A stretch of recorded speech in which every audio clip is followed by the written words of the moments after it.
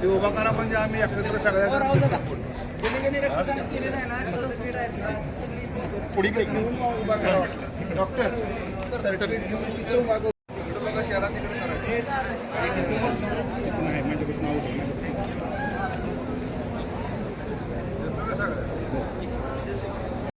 थोडंच मागणी घ्या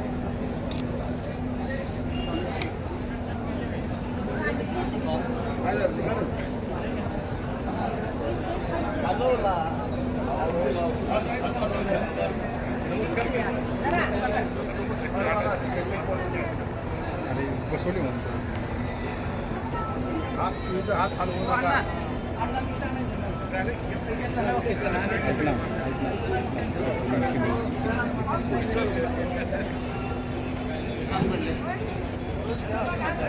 थँक्यू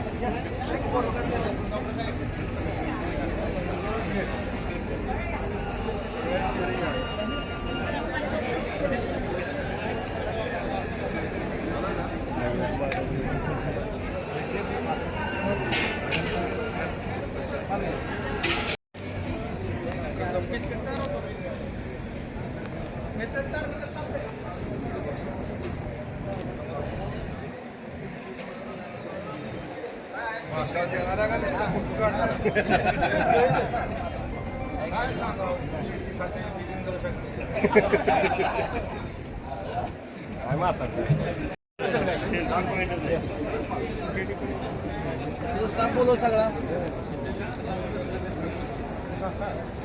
सर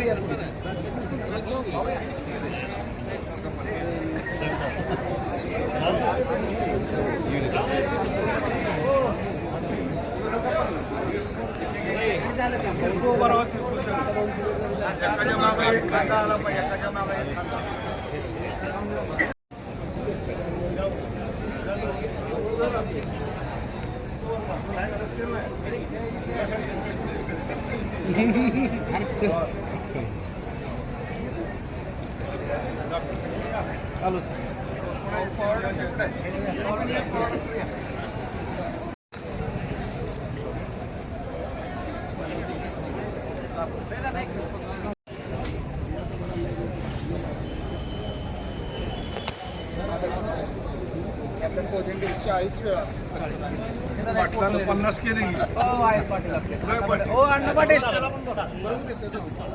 अण्णा पाटील कौन झाले म्हणलं फक्त बिकडे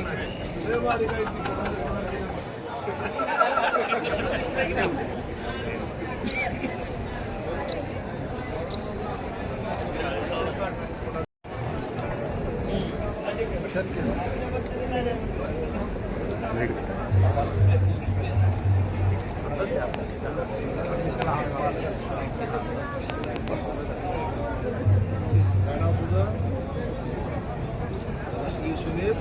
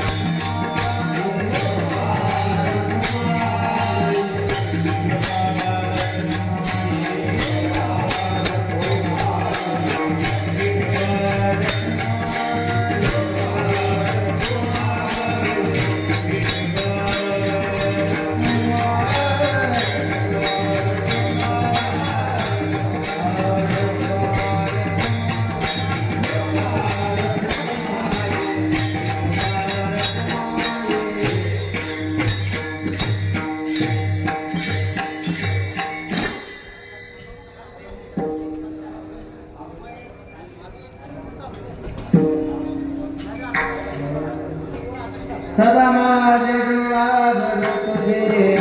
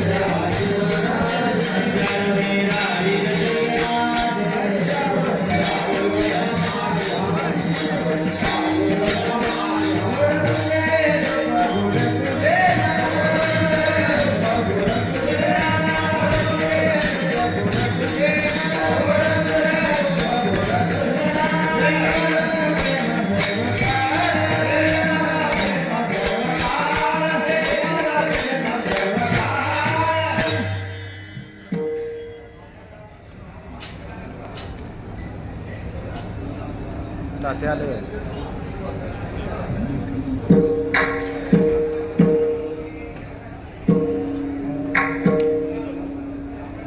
तुका म्हणे काही न मागो आणि तुका म्हणे काही न मागो आणि तुका म्हणे काही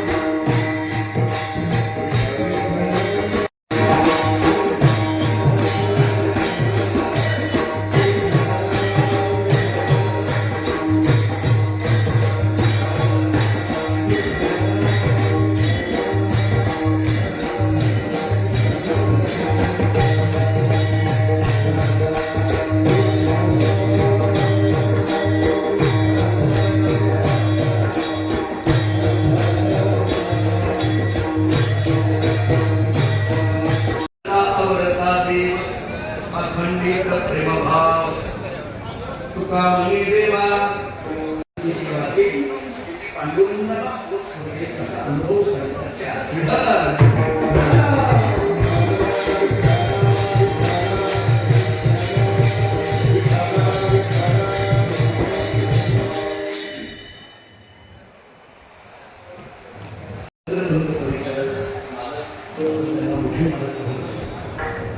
मालकांच्या 5व्या पुण्यतिथीच्या निमित्ताने आपण सर्वजण एकत्रित झाले. आपल्या पंढरपूर तालुक्याचं ज्यांनी संपूर्ण विकास ज्यांनी केला, तालुक्याचे भावी विद्यार्थी म्हणून त्यांच्याकडे पाहिलं जातं. सर्व क्षेत्राशी त्यांचा आपुलकीचा संबंध होता.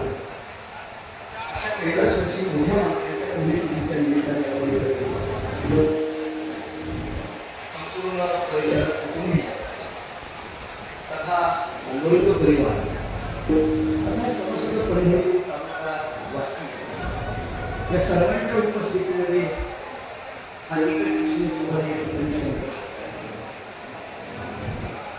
मालकांची 5वी पुण्यतिथी आणि त्यानिमित्ताने आपलंही कुठेतरी योगदान व्हावं, आपलीही कुठेतरी सेवा व्हावी या दृष्टीने आपण सगळेजण प्रत्येकाची गोष्ट असते. तरी मालकांच्या पुण्यतिथीच्या निमित्ताने कीर्तन करणं हे इतकं माझ्या मनाला पडणारं नाही असं आणखीनही आम्हाला वाटत नाही. आम्हाला आणखीनही कसं वाटत त्यांची अनुभूती, त्यांची प्रचिती ही वेगवेगळ्या अंगाने येते. अनेक मंडळी माझ्या समोर आहेत ज्यांनी मालकांच्या बरोबर काम केलं, अशी अनेक ज्येष्ठ श्रेष्ठ मंडळी. आज ही सेवा माझ्याकडे येण्याने मी त्या अर्थाने मालक नाही त्याचं जरी दुःख असलं तरी मालकांबद्दल कमीत कमी शब्दाच्या माध्यमातून मला त्याची सेवा करायला येते याचं मनस्वी एक पद्धतीचा मला वैयक्तिक जीवनाच्या दृष्टीने आनंद झाला. कारण जे अनुभव आहे आम्ही काही वारकरी संप्रदायाने विशेष करून पंढरपुरातल्या महाराज मंडळीतून मालकाचं काय प्रेम होतं हे वेगळं सांगायला नव्हतं. त्या प्रेमाचा वर्षाव मालकाने जो अनेकांवर केला त्याच्यामध्ये त्याचे काही कुशाल लिंगावर पडण्याचं सौभाग्य मलाही लाभले. त्यामध्ये आमचे वडील वयोवृद्ध आहेत, त्यांची आणि त्यांची खरं तर एका अर्थाने वडीलच माझ्या म्हणतात नाही, पण माझ्या वडिलांवर जेवढं प्रेम तेवढंच प्रेम आम्हा मुलांवर सुद्धा मालकांनी केलं आणि ते भेटलो तर तितक्याच गप्पा मालकांनी माराव्या. एरवी बघायला गेलं तर आम्ही लहान मुलं त्याच्याकडे अगदी त्यांच्या नातवासाठी, पण त्यांच्याबरोबर सुद्धा जर आपुलकीची चर्चा करण्या इतकं अवलादी आणि इतकं मनाचा मोठेपणा असेल तर तो मालकांच्या ठिकाणी दिसून येतो. आज अनेक गोष्टी माझ्या डोळ्यासमोर आहेत. मालकांच्या समर्थनाने त्यांनी नावाला ते राजकीय होते. त्यांनी थोडंसं माफी मागून बोलतो. इथं अनेक मंडळी, ज्येष्ठ मंडळी, मला दुसरं एक आनंद आहे उमेश मालक की आज मला कीर्तनाची सेवा भेटून मला जास्त आनंद कशाचा आहे, कारण ही सगळी मंडळी परत कधीच ऐकायला नसतात म्हणून आनंद आहे. माझे कीर्तन ऐकायला परत कधी येत नाही, त्यामुळे आज थोडासा मोकळ्या मनाने बोलणार. कारण आम्ही जे मालकांना अनुभव, जे मालकांना पाहिलं, नावामध्ये राजकीय क्षेत्रामध्ये तालुक्याचे आमदार होते, सुद्धा मोठेपणा. आणि मी थोडंसं आणखी स्पष्ट करेन, एसटी महामंडळाचे अध्यक्ष असतात आणि ते इतके संतोषी असतात हे मालकांकडे महाराष्ट्राला कळालं, मालकांकडे कळालं. हे अशा अनेक गोष्टी मालकांच्या समोर आहेत. आणि आज मोठ्या मालकांची ही 5वी पुण्यतिथी साजरी करत असतात. या अभंगातल्या सगळ्या शब्दांचा विस्तार तत्वज्ञानाच्या कसोटीवर किती होणार आहे माझ्याकडून मला माहित नाही, पण जर अभंग तुम्हाला जर कधी घरी गेला आणि गाथा उघडला तर हा अभंग आवडतो. या अभंगातले शब्द अशा अभंगाचे शब्द. या अभंगातल्या सगळ्या शब्दांचा विचार करताना पवित्र म्हणजे कोण? मालक. सोवळी म्हणजे कोण? मालक. एकतीच भूमंडळी म्हणजे कोण आहे? मालक. ज्यांचा आवडता देव म्हणजे कोण आहे? मालक आहे. अखंडित प्रेमभाव म्हणजे कोण आहे? मालक आहे. तीच भाग्यवंती म्हणजे कोण आहे? तर मालक आहे. सरती पुरती धन विकते म्हणजे कोण आहे? तर मालक आहे. आणि शेवटी तुकोबाला सांगतात अशांची सेवा केली की ती देवाला पोहोच होते. याचा अर्थ देवाची वेगळी सेवा करायची गरज नाही, अशा संतांची सेवा केली की ती देवाला पोहोच होत असते.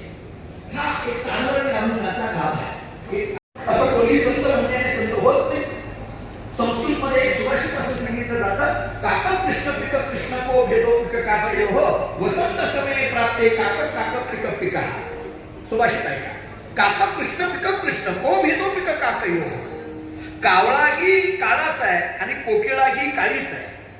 कावळा ही काळा आहे आणि कोकिळा ही काळी आहे, म्हणून दोघेही सारखे म्हणता येतील का? काळा आहे म्हणून कावळा म्हणजे कोकिळा आणि कोकिळा म्हणजे कावळा असं म्हणता येईल का? नाही. कारण वसंत ऋतू समये प्राप्ती, वसंत ऋतू आल्यानंतर मात्र कोकिळा कोकिळा आहे आणि कावळा कावळा आहे. सोपं प्रमाण द्यायचं झालं तर दोन्ही दिसती सारखी वर्म जाणे तो पारखी. दिसायला सारखं आहे पण याच्यात फरक आहे. दिसायला सारखं जरी असलं तरी याच्यामध्ये फरक आहे. दिसणं वेगळं आणि असणं वेगळं. संत दिसणं वेगळं आणि संत असणं वेगळं. गमतीने आम्ही उदाहरण देत असतो. अलीकडच्या काळामध्ये संत म्हणून घेणारे पुष्कळ आहेत, दिसणारे पुष्कळ आहेत. कोणी घेणार सुद्धा नाही की तुमच्या तुम्हाला माघारी घ्या. त्या साहेबांनी सांगितलं की सगळं खरं आहे पण ही नोट खोटी आहे हे तुला कसं काय कळालं? तू आंधळा आहे ना, तुला कसं काय कळालं? तो म्हटलं साहेब मी खरं सांगू का, ती खरा आंधळा नाही, बदली आंधळा आहे.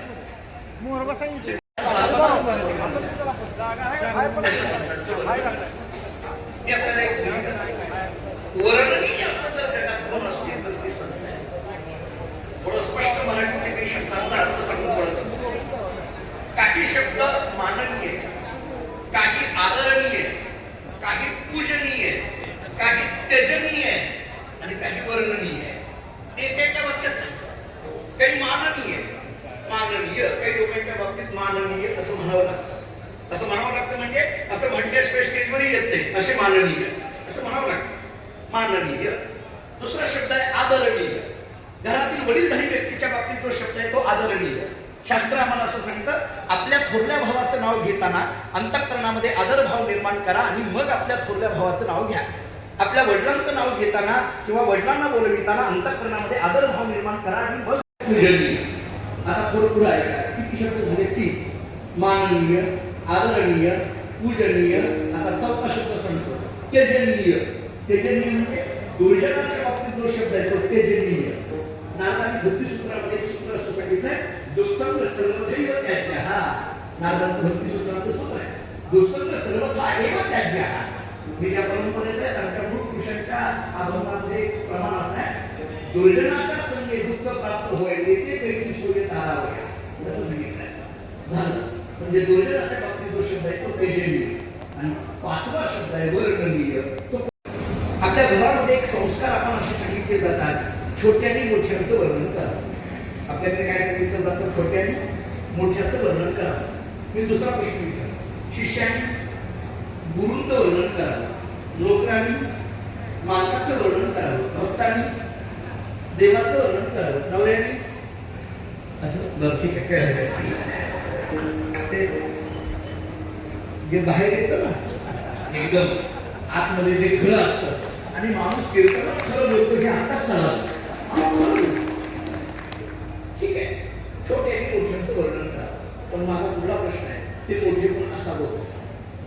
मोठे मोठे या शब्दाचा अर्थ काय? आज आम्ही मोठ्या मालकांची पुण्यतिथी करतोय. हा मोठा शब्दाचा अर्थ तरी शब्द श्रीमंतीवर अवलंबून आहे. मोठा हा शब्द परिस्थिती किंवा परिवारावर अवलंबून आहे. नेमकं मोठा मोठा या शब्दाचा अर्थ मी आपल्याला मोठे पण दोन पद्धतीचं सांगतो. बारीक एक संसिद्धिक मोठेपण आहे आणि दुसरं नैमित्तिक मोठेपण आहे. शब्द जरी शास्त्रातले वाटत असले तरी त्याचे छोटे अर्थ सांगतो. जे निमित्ताने आलेलं मोठेपण आहे त्याला नैमित्तिक म्हणा आणि जे अंगभूत असलेलं मोठेपण आहे त्याला संसिद्धिक म्हणा. कळालं का? पहा, निमित्ताने आलेलं जे मोठेपण आहे त्याला नैमित्तिक म्हणा आणि अंगभूत असलेलं जे मोठेपण आहे त्याला संसिद्धिक म्हणा. समजा हा अर्थ नाही कळाला, दुसरा सांगतो. काही काळापुरतं जे मोठेपण असतं त्याला नैमित्तिक म्हणा, पण कायमस्वरूपी जे मोठेपण असतं त्याला संसिद्धिक म्हणा. आता तरी कळालं का? पहा, याहीपेक्षा आणखी सोपं सांगतो. देहाच्या ममत्वाने निर्माण होणारं जे मोठेपण आहे त्याला नैमित्तिक म्हणा. आत्मतत्वाच्या विचाराने निर्माण होणारं जे मोठेपण आहे त्याला संसिद्धिक म्हणा. याहीपेक्षा आणखी सोपं सांगतो, जे मोठेपण कधी ना कधी संपणार आहे त्याला नैमित्तिक म्हणा, आणि जे मोठेपण कधीच संपत नाही त्याला संसिद्धिक म्हणा. ऐका, ज्या मोठेपणाचा नाशच नाही त्याला संसिद्धिक म्हणा. मी उदाहरण देतो. मी 4 पद्धतीने आपल्याला समजावून सांगितलं तरी उदाहरण देतो. कल्पना करा, एखादी माता भगिनी बाजारामध्ये गेली, भांड्याच्या दुकानात गेली, तिला काही भांडी खरेदी करायची होती. तिला भगुनी म्हणा, पातेली म्हणा, जो शब्द आपल्याकडे रूढ आहे तो वापरा. तिला काही पातेली हवी होती. स्टीलचं पातेलं आहे, जर्मनचं आहे, पितळीचं आहे, वेगवेगळ्या धातूची ती पातेली. प्रत्येकाची किंमत वेगवेगळी. नीट ऐका, एकाची 200, एकाची 150, एकाची 100, एकाची 50. विविध पद्धतीच्या धातूची ती पातेली, वेगवेगळ्या किमतीची ती पातेली. सगळी पातेली ती भगुनी विकत घेतली, एका पिशवीमध्ये घातली, घराकडे निघाली. जात असताना एका कुंभाराच्या दारापुढून चाललेली होती. त्या कुंभार दादाला विचारलं, दादा तुमच्याकडे काय काय आहे? त्यांनी सांगितलं, मोठी मोठी रांजण आहेत, डेरे आहेत, छोटी छोटी मडकी आहेत. तिला एक मडकं होतं. तिने ते मडकं घेतलं. त्या मडक्याची किंमत 2 रुपये. नीट ऐका, आणि काय का मला सांगा, जोपर्यंत दही आहे तोपर्यंत मडकं कुठं आहे? शिक्क्यावर. दही आहे तोपर्यंत मडकं कुठं आहे? शिक्क्यावर. दही संपलं की मडकं घरात नाही, घराच्या बाहेर. दही आहे तोपर्यंत मडक्याला किंमत आहे, दही संपलं की मडक्याला किंमत नाही. तसं जीव आहे तोपर्यंत देहाला किंमत आहे. याच्यातला जीव निघून गेला की याही देहाला किंमत नाही. या देहाला सरळ स्मशानामध्ये घेऊन जातात. याचा अर्थ देहाचं मोठेपण हे नैमित्तिक आहे आणि आत्मतत्वाचं मोठेपण हे संसिद्धिक आहे.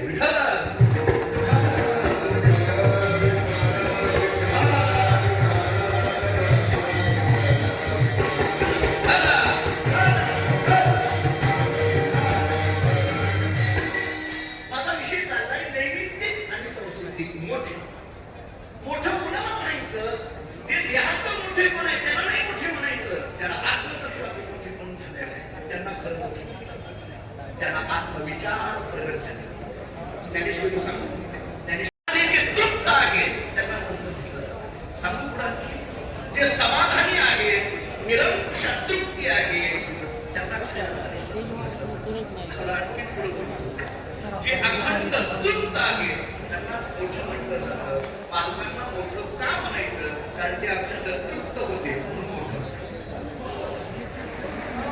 कधी चेहऱ्यावर त्यांच्या चिंता जे आम्ही बघितलं, आम्ही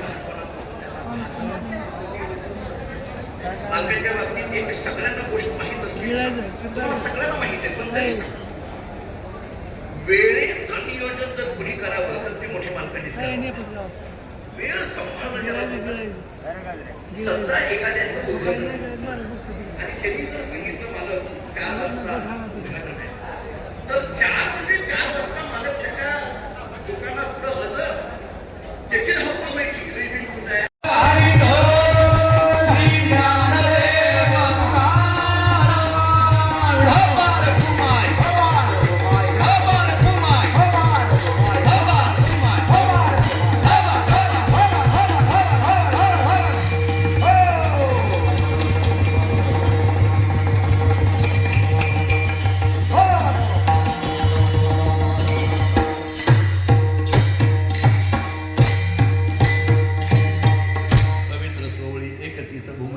ज्यांचा आवडता देव अखंडित प्रेमभाव विठाला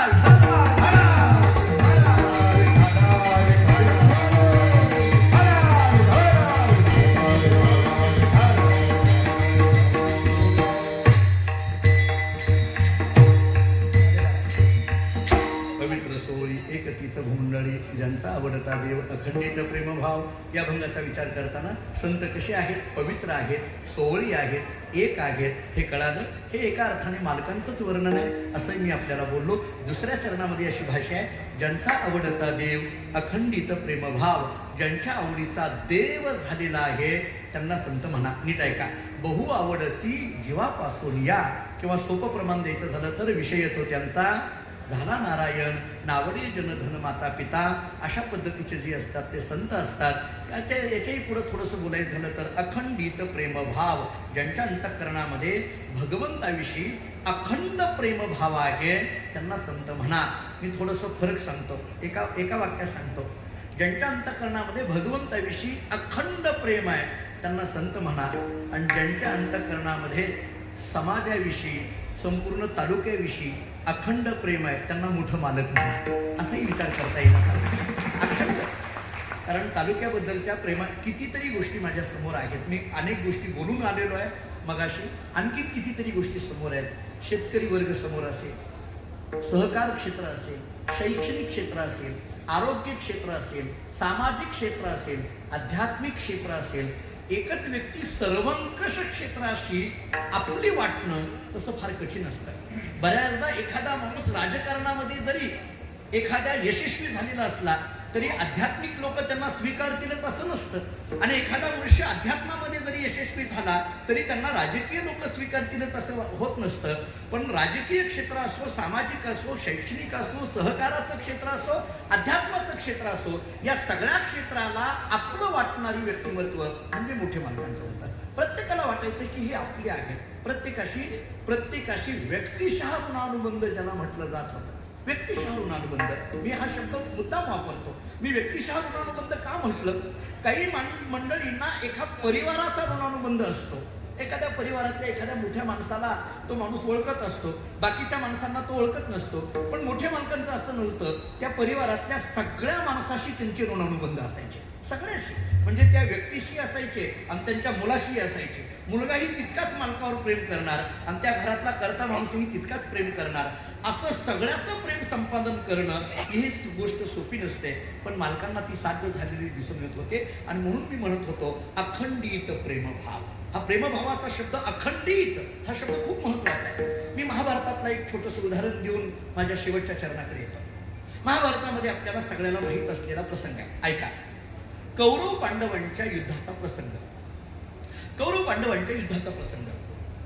भगवान श्रीकृष्ण परमात्म्यांनी थोडासा असा विचार केला की हे युद्ध होऊ नये याच्याकरता काहीतरी मध्यस्थी करावी. त्याला कृष्ण शिष्टाई असं म्हटलं जातं. महाभारतातली कृष्ण शिष्टाई, रामायणामध्ये अंगद शिष्टाई असं सांगितलं जातं. शिष्टाई म्हणजे मध्यस्थी.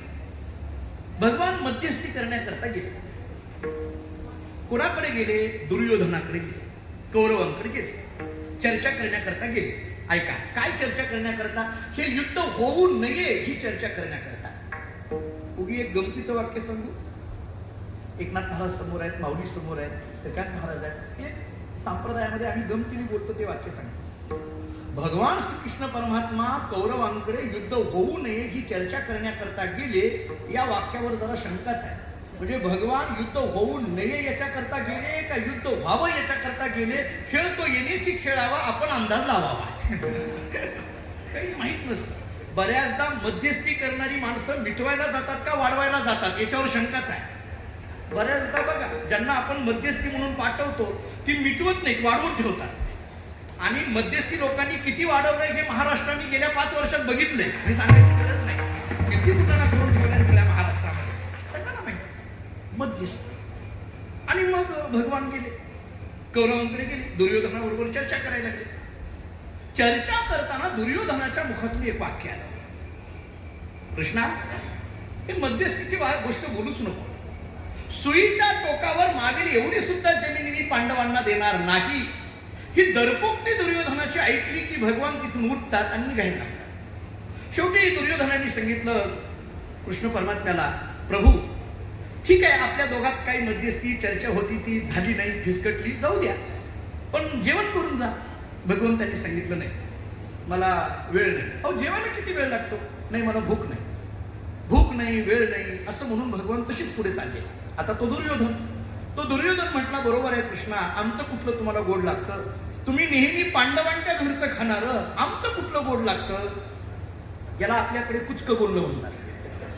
आम्हाला सुद्धा काही लोक बोलतात, आमच्याकडे कुठलं तुम्हाला येऊ वाटतं असं आम्हालाही बोलतात. बहुतेक हे दुर्योधनाचीच वंशज अलीकडल्या काळात. अहो काय बोलतील बरं, सगळ्यांनाच अनुभव आहे, काय टोचून बोलतील काही सांगता येत नाही. असा दुर्योधन बोलण्याबरोबर पुढे गेलेले भगवान माघारी आले. नीट ऐका आता. आणि भगवंताने सांगितलं, दुर्योधना तू जेवणाची व्यवस्था उत्तम केली आहे तरी मी तुझ्याकडे जेवत नाही. दुर्योधनाने विचारलं का? भगवंतानी एवढं गोड उत्तर दिलं. भगवंतानी सांगितलं तू जेवणाची व्यवस्था उत्तम केली आहे, पण जीव घालण्याच्या पाठीमागे तुझी भावना चांगली नाही, म्हणून मी तुझ्याकडे जेवत नाही म्हटले. मला ताटात काय पदार्थ आहेत हे महत्वाचं नाही, ते कोणत्या भावनेने खाऊ घालतोय हे महत्वाचं आहे. कारण अंतरीची घेतो गोडी, पागे गोडी भावाची. मला वरपांग नको आहे. तो का म्हणे नको वरपांग देवा, गेली माझी सेवा भावशुद्ध. परमार्थामध्ये अध्यात्मामध्ये वरपांगाला महत्व दिलं जात नाही. आमचे वडील एक वाक्य सांगत असतात, ऊपर तो बहुत बने अंदर तो राम जाणे.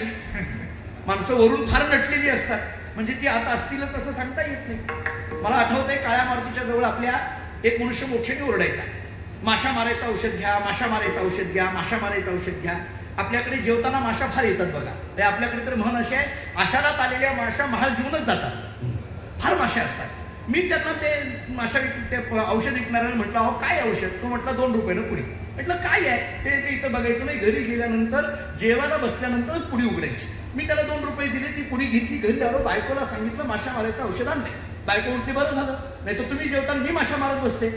खरं तर आम्ही कधीतरी महिन्यातनं 2-3 तास घरी जेवतो, तरी आमची बायको असं म्हणते, तुम्ही रोज जेवता, तुम्ही काय ऐकून येता कोणाच ठाऊक. काय मी ते ताट आणून ठेवलं तिनं, मी ती पुडी काढली, त्यातलं औषध टाकावं ताटाच्या कडेने, ती पुडी उघडली, काही नाही. विद्रे साहेब त्याच्यात स्पष्ट अक्षरात लिहिलेलं होतं, उजव्या हाताने जेवा, डाव्या हाताने माशा मारा, त्याला 2 रुपये. काहीच नाही हो त्याच्यात. कधी कधी असंच आहे, काहीच नाही, काहीच नाही त्याच्यात, किंमत नाही. वरपांगाला महत्व नाही. इथं कॉन्क्रीट काम करण्याला महत्व असतं, मुळातून काम करण्याला महत्व असतं. भगवान श्रीकृष्ण परमात्म्यांनी सांगितलं, अरे दुर्योधना, तू जेवणाची व्यवस्था उत्तम असेल पण भावना चांगली नाही ना. काहींची कर्म चांगली असतात पण त्याच्या पाठीमागच्या भावना चांगल्या नसतात, आणि काहींची कर्म चांगली नसतात पण त्याच्या पाठीमागच्या भावना चांगल्या असतात. आपल्याकडे भावनेला किंमत दिली जाते, भावनेला. आपल्या कायद्याच्या क्षेत्रामध्ये सुद्धा, आपल्या एव्हिडन्स ऍक्टमध्ये किंवा कायद्याच्या क्षेत्रामध्ये सुद्धा असं सांगितलं जातं की एखाद्या गुन्हेगाराने गुन्हा केल्यानंतर त्या गुन्ह्याच्या पाठीमागटलं इंटेन्शन तपासलं जातं. न्यायाधीश जे तपासत असतात ना, ते इंटेन्शन. शेवटी गुन्ह्याला काय शिक्षा आहे हे IPC मध्ये लिहिलेलंच आहे, नाही असं नाही, पण त्याच्या पाठीमागं न्यायाधीशाने बघायचं असतं, ते इंटेन्शन बघायचं असतं. आणि इंटेन्शन या शब्दाला सोपा अर्थ मराठीतला आहे हेतू. हेतू काय आहे? एखाद्या अबला स्त्रीने स्वसंरक्षणार्थ जर एखाद्याचा खून केला असेल तर ती गुन्हेगार ठरू शकत नाही, कारण तिनं स्वसंरक्षणार्थ केलेला आहे. याचा अर्थ इंटेन्शन तपासलं जातं. जसं कायद्यामध्ये इंटेन्शन महत्वाचं असतं, तसं व्यवहारामध्ये हेतू महत्वाचा असतो, तसं परमार्थामध्ये भावना महत्वाची असते. भगवान म्हटले तू जीव घालण्याच्या पाठीमागं भावना चांगली नाही. भगवान तिथून निघाले. पुढं आहे का? पुढंच राहिले. आता विदुर काकाच्या घरी जातात, आणि विदुर काकाच्या घरी स्वतःहून जातात. बोलवलंय का? नाही. सुखी येतो घरा नारायण, द्वारकेचा राणा पांडवा घरी स्वतःहून येतात. स्वतःहून आले, विदुर काकाच्या दरवाजा पुढे आले, दरवाजा मोठ्याने वाजवला. काका आहेत का? काकीने दरवाजा उघडला. पाहतात तर भगवान श्रीकृष्ण परमात्मा. काय बोलावं कळेना. असो ऐसा कोठे आटबची नाही, देहीच विधीही भोगू दशा. कृष्ण माझी माता, कृष्ण माझा पिता, बहीण बंधू चुलता कृष्ण माझी बघत राहायला लागल्या. शेवटी भगवंतांनी सांगितलं, अहो काकी, योगी जपी तपी ज्ञानेच्या स्वप्नात मी जात नाही, मी तुमच्याकडे स्वतःहून आलोय, या तरी म्हणा, बसा तरी म्हणा. काकीने तिथला चौरंग मध्ये मांडला. काकी स्वतः त्या चौरंगावर बसल्या आणि देवाला सांगितलं, बसा खाली, बसा बसा. देवही मांडी खालून बसले. भूक लागली, काहीतरी खायला द्या. तिथं इतकी व्यवस्था दुर्योधनाकडे, एक घास खाल्ला नाही. ज्याच्या घरात काही नाही, देव तिथं मागायला लागले. काकीने तिथल्या पडलेल्या केळी उचलल्या, त्याच्या साली काढल्या आणि त्या साली कृष्णाला खायला दिल्या, आणि त्याच्यातला गाभा स्वतःच खायला. भगवान पण साली मिटका मारून खात होते. विदुर काकाला बातमी कळाली. काका धावत येतात, बघतात बायको चौरंगावर बसली आहे, देव खाली बसलाय. बायको चांगला गाभा खाते आहे, देव साली खातोय. आपल्या बायकोच्या अंगाला हात लावला. काय करते कळतंयस का? कुठं बसली, कुणाला खाऊ घालते कळतंय का? एकदम त्या भानावर आल्या आणि काकीने सांगितलं, देवा मला माफ करा, माफ करा, चुकलं माझं. विदुर काकाने देवाकडे पाहिलं आणि सांगितलं, कृष्णा माझ्या बायकोला एक कळत नाही, पण तुला कळत नाही का रे? म्हटले का? तू तरी सांगायचं मी देव आहे, मला असं खाली बसवू नये, चौरंगावर बसवावं, मी देव आहे, मला साली खायला देऊ नये, गाभा खायला द्यावं, तू तरी म्हणायचं. आता ऐका, भगवंतांनी विचारलं, काका मी सांगायला पाहिजे होतं, काकीने ऐकायला पाहिजे होतं, असं म्हणणं आहे ना? हो. सांगण्याकरता आणि ऐकण्याकरता किती जण लागतात? म्हटले दोघं, एक सांगणारा आणि एक ऐकणारा. भगवान श्रीकृष्ण परमात्म्यांनी विदुर काकांकडे पाहिलं आणि सांगितलं, काका सांगण्याकरता आणि ऐकण्याकरता दोघं लागतात, एक सांगणारा आणि एक ऐकणारा. पण इथं आम्ही दोघं एकच झालो, कुणी सांगायचं आणि कुणी ऐकायचं अशी स्थिती आहे. याला प्रेमभाव म्हटलं जातं. आणि या प्रेमभावाने ज्यांचं हृदय पूर्णपणे भरलेलं होतं त्यांनाच मोठे मालक म्हटलं जातं. ज्ञानेश्वर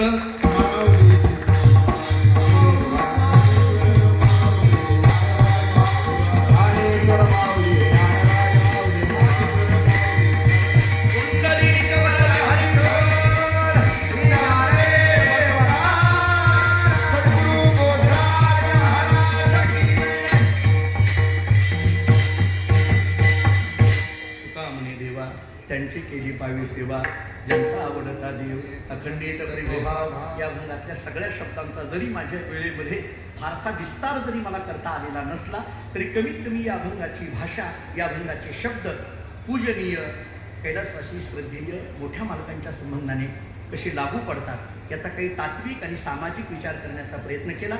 आज मालकांच्या 5व्या पुण्यतिथीच्या निमित्ताने आज आपण सगळेजण एकत्रित जमलेलो आहोत.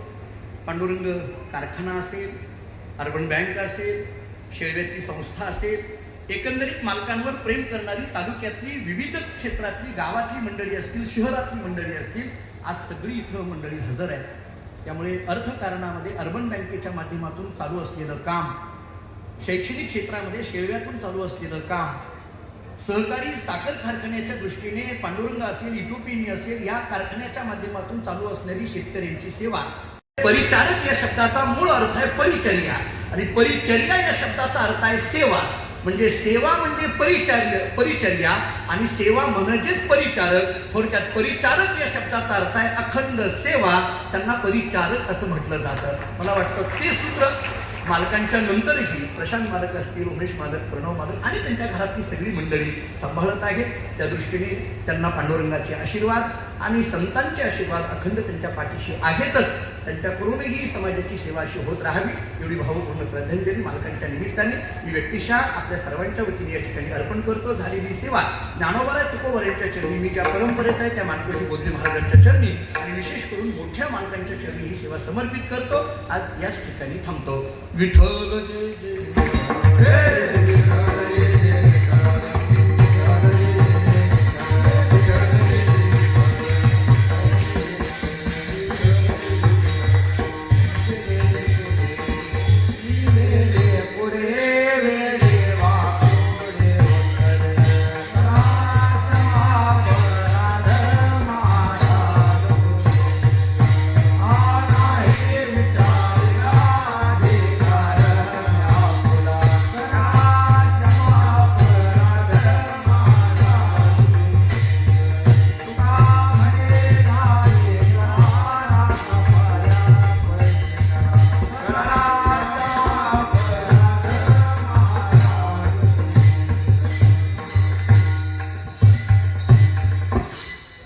पुष्प इथं दिले जातील. अभंग म्हटल्यानंतर कुंडलिकावरती मोठा गजर होईल. पुष्पवृष्टी या मालकांच्या प्रतिमेवर या ठिकाणी करायची आहे आणि मग आरती झाल्यानंतर जो काही नियोजित कार्यक्रम असेल त्या सूचना इथं दिल्या जातील. त्या पद्धतीने पुढला कार्यक्रम या ठिकाणी होईल. आम्ही जातो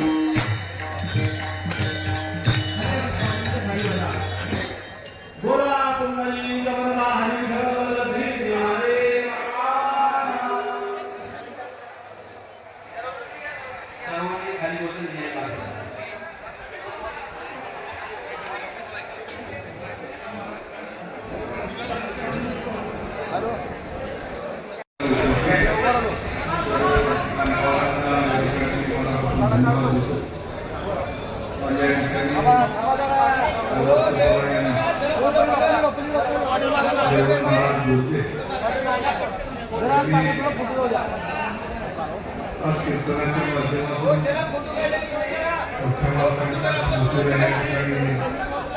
आपल्या सगळ्यांसमोर स्मृतीला उजाळा दिला. मोठ्या मालकांचं आणि संत साहित्याचे मंडळी वारकरी मंडळी तासभर विविध अभंगाच्या आणि ओळीच्या माध्यमातून आपल्यासमोर उजळण्याचा प्रयत्न केला. त्याबद्दल परिवाराच्या वतीने मी त्यांचं महत्त्व या ठिकाणी ऋण व्यक्त करतो. त्यांच्याबरोबर आणि सर्वच त्यांचे सहकारी आमचे जळगाव महाराज भगवानजी सर्व आमचे मान्यवर विविध संस्थांचे पदाधिकारी पंढरपूर मंगळवेढा या भागातून आले सगळे आमचे सहकारी. आपण सगळेजण या ठिकाणी आलात. सगळ्यांनी माकांच्या या प्रतिमेला पुष्पवृष्टी या ठिकाणी त्यांच्यावरती ही करावी अशा पद्धतीने विनंती करतो. पुन्हा एकदा सर्व मान्यवरांचं आणि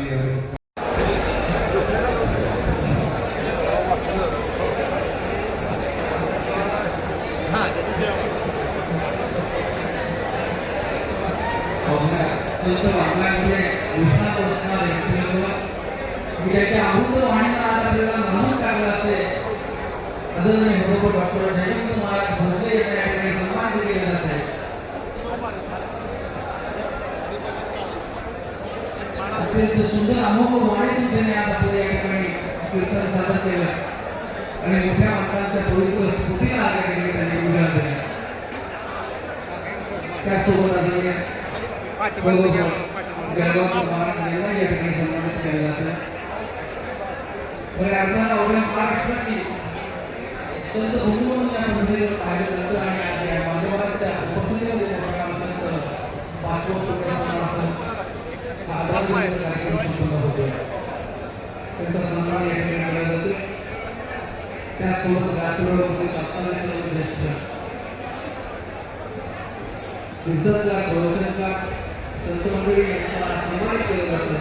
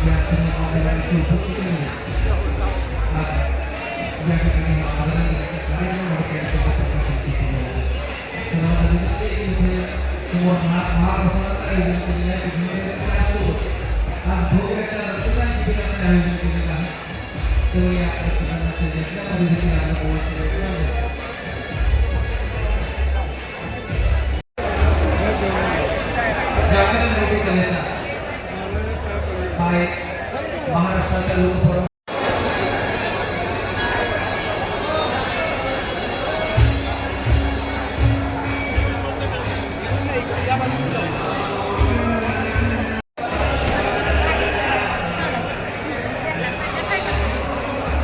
व्हिडिओ घेतो.